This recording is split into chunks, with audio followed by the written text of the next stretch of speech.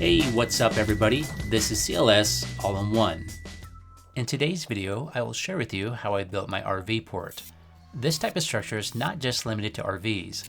It can also be used as a carport or for anything else that you want to protect from the weather, such as boats, ATVs, and much more. This port measures at 13.5 feet wide by 28 feet long by 13 feet high, with a slightly sloped roof that drops 1 foot. But you'll want to keep in mind these dimensions can be altered to suit your needs. When building a structure such as this, you should always check with your local building codes first to ensure everything is up to code. Otherwise, you may end up doing the job twice. So the first step is deciding where I want the structure located, and since I'm dealing with very limited room on my property, I decided to attach mine to an existing structure, which does require some customization, and that'll be covered a little bit later in the video. Once I determined the placement, I then measured out the existing structure to mark an outline of the RV port with a string line. To ensure your string line is perfectly square, you can use something called the 3-4-5 rule. For example, if I measure 3 feet from the corner in one direction and make a mark, then measure 4 feet in the other direction and make a mark, the distance in between the marks should be 5 feet when it's perfectly square. Once everything is square, I then measure and make marks every 4 foot.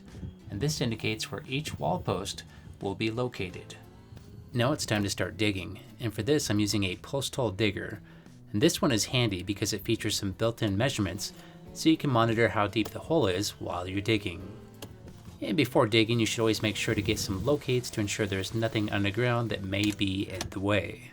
For this project, the only thing I had to worry about underground was a lot of rocks. For this, a digging bar can work well to pry the rocks loose so they can be removed.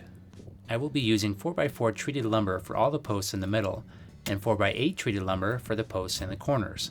So I will need the holes to have a radius of around 10 to 12 inches for the middle posts, and a 14 to 16 inch radius on the corners. And for the depth, I like that to be around 36 inches. But keep in mind the codes in your area may require the hole to be deeper, especially if your area has cold climate with deep frost lines. After I have the posts in place, my plan is to fill these holes all the way to the top with concrete, so I will not need any of this dirt for backfill, but I do have some low spots in this area that need to be leveled out, so this extra dirt will come in handy for that. Now I can start setting the posts, and I like to start with the corner first, and for this I'm using two 16-foot 4x4 posts that have been screwed together to make one 4x8 post. To screw them together, I use these structurally rated 6-inch screws, with one being placed at every 1 foot. The posts will be cut later on, so the height does not need to be exact at the moment. It just needs to be long enough to where it exceeds the desired height of my structure. After placing it in the hole, I then use some 10-foot 2x4s to brace the post and secure them to the ground with a concrete formed stake. Then I make sure my post is plumb and lined up with the string line, which shows me exactly where the post should be located. Then I secure the braces to the post with 3-inch screws. And I like to use at least 3 braces for all the corner posts. And once the braces are in place, I then double check the post to make sure it stays plumb and adjust if necessary. Now I can start mixing some concrete, and for this I'm using a fast set high strength mix, and I will need around 3 to 4 bags per hole. The mix does have some instructions for how much water should be added, but what you're looking for is a consistency of something similar to a bowl of thick oatmeal.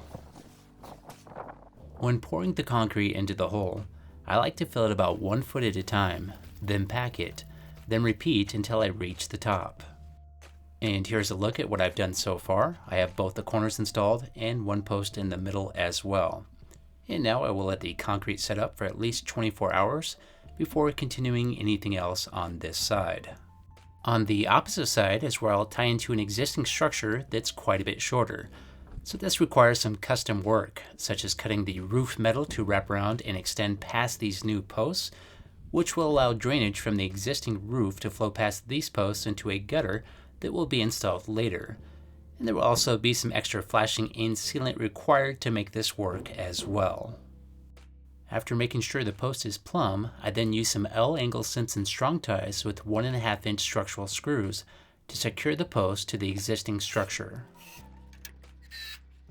And here's a closer look at the strong ties, and I have one on each side of the post. Then I just repeat the same process for the remaining posts that tie into this structure. And since the RV port is longer than this existing structure, I did have 2 more posts that needed to be installed. And I was able to brace these with some temporary 2x6 supports by screwing them into the other posts I just attached to the structure. After that, I filled all the holes on this side with concrete. Then after waiting 24 hours for all the concrete to set up, I resumed working back on the other side. Now I will remove the majority of these braces, but leave one on each post. Then install some temporary horizontal braces that will link all these posts together. And this will provide support for the remaining posts that need to be installed on this side. Next, I will begin installing another post by placing it in the hole and lining it up with the string line. Then make sure it's plumb. Then attach it to the 2x6 with 3-inch screws. Then add an extra 2x4 support to hold this in place securely. Then repeat the same process for the remaining posts. And after that, all the holes can then be filled with concrete. For the back wall, I installed just one extra post in the middle. And later on, I will add some extra framing to this back wall as well to make it a little bit stronger. And as you can see here, I do have a strap that's attached to this post, and that's because this was a little bit warped. So I'm using this strap to hold this in position until I can get this framed up a little better. Now the post can be cut to the correct height, which for me is approximately 13 foot. To do this, I will show you a couple different ways, but the first involves using a string line that is secured with a screw at the approximate height it should be on the beginning post. Then I use a level to adjust the string to a level position, then secure the other end of the string with a screw on the end post. And once the string line is in place, I can then use a square to mark a line where the cuts need to be. And since my saw can only cut at a depth of only 2 inches, I do have to make a cut on both sides to make it through these posts. The other method involves using a laser level, which can really speed things up, but these are somewhat expensive. So right here, what I've done is I've lined up the laser at 12 foot high for the low side of this RV port's roof. And now all I need to do is go make some marks where the laser's lines are displaying on the other side. Then make my cuts. After that, the back wall post can be marked with a chalk line by connecting it from the low side up to the high side, then marking it in the middle. And this mark will indicate where it needs to be cut off. Now it's almost time to install the beams for the roof, but before doing this, I need to notch out the top of the posts, which will give the beams a solid support all the way to the ground. Now this step is not absolutely necessary in some areas, but if you live in an area with lots of snow, I would definitely recommend this method because it's much stronger than depending on a beam that is just screwed to the outside of the posts. And here's an example of how I notch out a post for a 2x10 beam. On the outside of the post, I measured down 8 3/4 inch and back 1.5 inch and make some marks. Then use a circular saw and sawzall to make my cuts. And now with this notched out, this will allow a 2x10 beam to sit flush with the face of the post and sit about 1/2 inch higher than the top of the post. So as you can see here, they've all been notched out at the top and the side beams are ready to install. So I just need to take some measurements, then cut the beam and secure it with 2 structural screws on each post that are 3 5/8 inch long. The beam should sit flush on top of each notch, and even if there is a gap, you should be able to just firmly pull down on the beam to get it flush. But if your beam is slightly warped, some shims may be necessary to give it a nice tight fit. And here's a look at the side beams in place. With the beams mounted like this, the weight of the roof will now be distributed to the posts more efficiently. Now the end beams can be installed, and since the majority of the roof's weight will be supported by the side beams, it's really not necessary to notch the wood on the front and back. These beams will be screwed directly to the outside of the posts. And since there will be a slight slope involved with this roof, I will need to cut the end beams with a slight angle to match the slope. To figure out the proper angle for this, I will use this adjustable framing square made by Swanson. Then run a string line from the low post to the high post, then adjust the framing square to match the slope of the string line. And now I can use this angle to make my marks on the beam and make my cuts.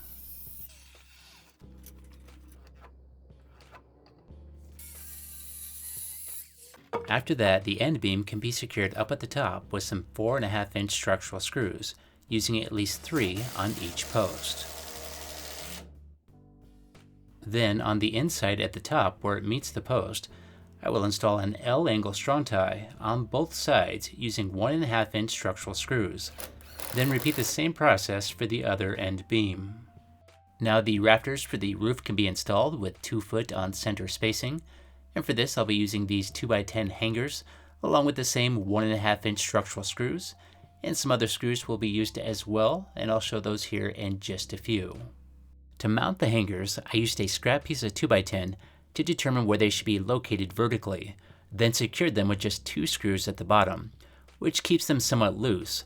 That way I don't have to struggle with the rafters when I place them in the hangers. For the measurements on these rafters, I just measured the inside width of the side beams, then cut them with the same angle I used on the end beams, and all of these rafters were cut to the same exact size. And now that the rafter is in place, it can be secured with the rest of the screws. And there's also a built-in fastener that can be hammered down. And located on the rafter side of the hanger, there is a few holes that do require a longer 3-inch structural screw or nail, and this needs to be driven at a 30 to 45 degree angle. Then for an optional step for even more rafter strength, you can use some larger 4-inch structural screws to secure the rafters from the outside of the side beams. And here is something I would like to mention regarding the span and load capacity of the rafters. When you are using dimensional lumber such as a 2x10 for your main roof support, you'll want to check the specifications of the wood to make sure it can handle the span and load correctly. And here's a look at what's been done so far. All the beams and rafters are now in place. Before building a structure such as this, you'll want to make sure your building plans show that it has enough clearance to accommodate whatever is going inside of it. The bottom of these rafters at the lowest point is right around 11 foot 3 inches, and my motorhome at the highest point is 10 foot 7 inches, so it'll fit inside here just fine. So with this project, I will not be installing wall girts on the outside walls because the wall panels will be mounted horizontally, but I will add some extra framing to the inside of the walls to add some strength to the structure. For this, I'll use some 2x6s mounted horizontally with 3 foot spacing, and secure these with 3-inch screws. And right here I'm using a few blocks of scrap wood to hold the 2x6 in place until it gets secured. And I'm using at least 2 screws at each post. Now at this point, the temporary horizontal 2x6 supports that were installed earlier on the outside walls can now be removed, but I will still leave the 2x4 supports on the inside in place for now. And here's a look at all the 2x6 boards that were just added to the inside walls. Each row is spaced about 3 foot apart. Then located on the back wall, I did have to do some extra framing to make this wall stronger because the span between the posts is wider. So I added a few more horizontal supports and a few vertical supports. Now I will install some purlins on top of the 2x10 rafters to create a decking for the roof panels. For this, 2x4s will be used with 2 foot spacing, and I'll secure these with 3-inch screws. And here's a look at the top after installing all the purlins. Now at this point I could start installing all the wall panels first, but I chose to install the roof panels first because I want the wall panels to butt up against the roof panels as tight as possible, which will eliminate the need for trim or flashing on the side walls. But on the end walls I will be adding some flashing such as this drip edge that covers the gaps in between the 2x4 purlins. For the roof panels, I'm using 36-inch wide Pro-Rib bright white steel panels from Menards that have been pre-cut to allow an overhang of at least 2 inches on each end. So right here I have a panel standing upright and ready to grab from the top. So I'll head up there and get my first panel in position. Now you'll want to keep in mind if you're trying to do a job like this, you want to pick a day that's not windy because installing panels like this on a windy day can be dangerous. When installing the roof panels, I like to install the first few panels with just a few screws to start with to ensure the panels remain square with the side walls. So with this first panel, I measured the edges to ensure it has a 2-inch overhang on the high side and a 1-inch overhang on the front side, then secured it with 3 1.5-inch roofing screws. Then lined up the second panel with the first panel with the smaller edge overlapping the larger edge, then secured it with 3 screws. Then at that point, I take some more measurements at the sidewall edges to make sure everything is staying square. And if it's out of square, I just readjust the panels to a better position. Then begin securing the panels with a screw beside each rib on the panel where the 2x4 purlins are located. When working on top of the panels like this, you should try to center your weight where the purlins are located to avoid bending the panels. And for an optional step, gaskets can be installed at the edges, but this is something I feel is unnecessary for a simple, uninsulated structure such as this. And now I'm on to the third panel, and again the smaller edge overlaps the larger edge. To mark where the screws go, I like to use a straight edge to center up with the purlins. Then I make very small marks next to each rib, then drive a screw in each mark. And this keeps the screw line nice and uniform. Now at this point I'm almost to the end, and I'm trying to avoid cutting any of these panels up here. So half of this last panel is going to end up overlapping the panel before it. So because of this, I only put a few screws in the previous panel, and now I'm going to go ahead and screw both of these panels down together. After finishing the roof, it's time to move on to the side walls, and for this, I'm using the same type of panels.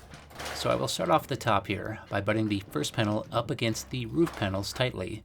And to help this line up at the edge, I did screw a temporary block of wood to the corner, which keeps the panel from pushing past the edge. And once it's in position where I like it, I then begin to secure it with the same 1.5-inch screws. And again, I used a straight edge to mark my screw locations, and drove a screw next to each rib. And at the top, I also drove a screw at every 1 foot horizontally.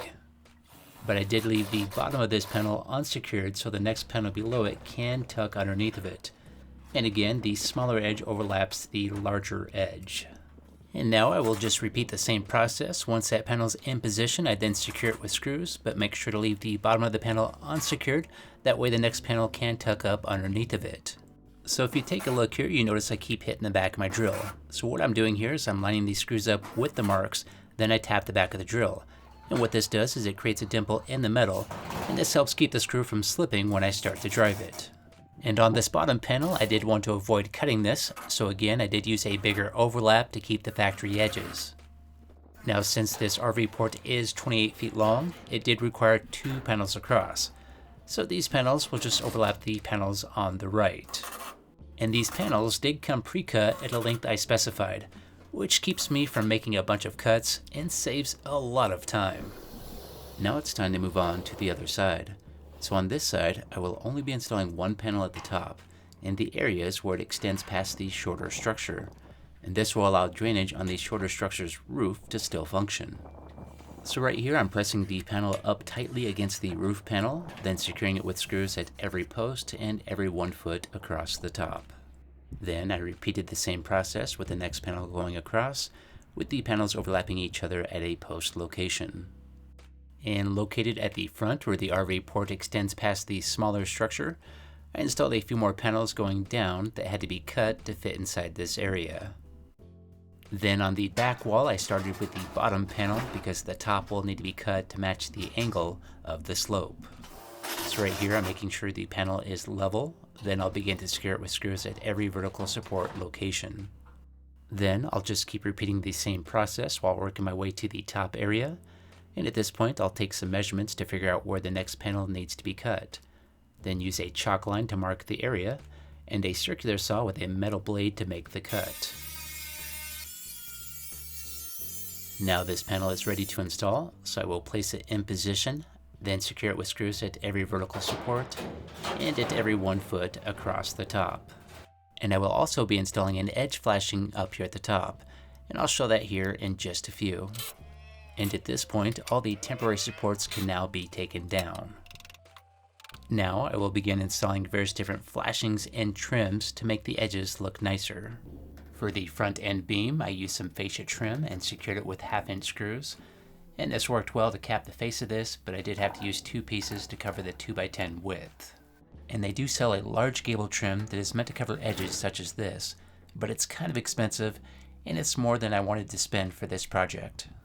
Then on the front corners I used the same fascia trim and secured it with 2-inch screws on the outside edge where it overlaps the side panel ribs, then bent the excess trim towards the inside and secured it with 1-inch screws. And for the back corners I used this edge flashing and secured it with 2-inch screws where it meets the panel ribs.